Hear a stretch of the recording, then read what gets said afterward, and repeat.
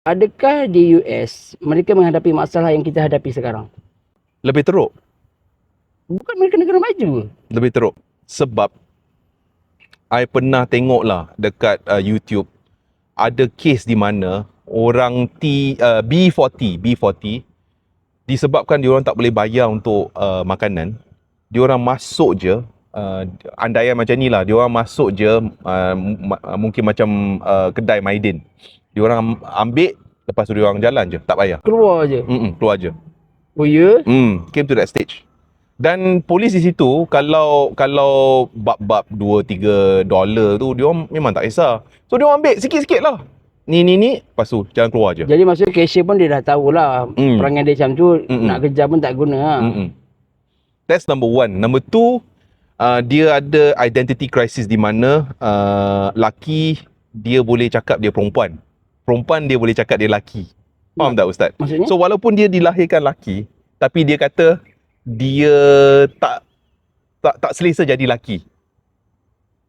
Sebab perempuan, walaupun dia dilahirkan perempuan, tapi dia boleh kata dia tak selesa jadi perempuan. So dari segi percakapan, dari segi pemikiran, walaupun dilahir perempuan, tapi dia ambil ciri-ciri lelaki, maknanya dia masculine lah. Itu kes terpencil ke kebanyakan? Adalah ramai, ada ramai, tapi bukan semua. Adalah, ada. So society mereka kalau tak berlandaskan agama, pasal itu terjadi macam ni lah. Okay, jadi macam mana tuan dapat hidup dalam suasana yang macam tu, yang tak beragama? Wow. Okay.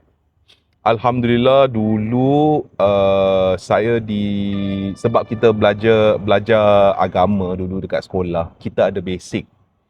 Lepas tu solat pun kita dah ada basic.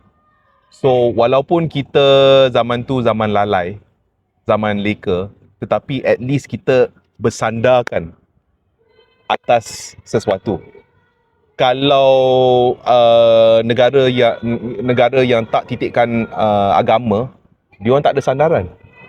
So diorang akan ikut orang yang pandai cakap, diorang akan ikut trend TikTok, diorang akan ikut macam-macam lah. Kawan-kawan dia paling ramai. Okay, so maksudnya iyalah saya bukan nak kata, iyalah maksudnya tuan belajar agama basic sangat lah kan. Basic. Tapi maksudnya boleh dapat bertahan hidup kat sana, alhamdulillah. Dan pasal tu for me, that's why I met and bercakap dengan ustaz. Kita selalu cakap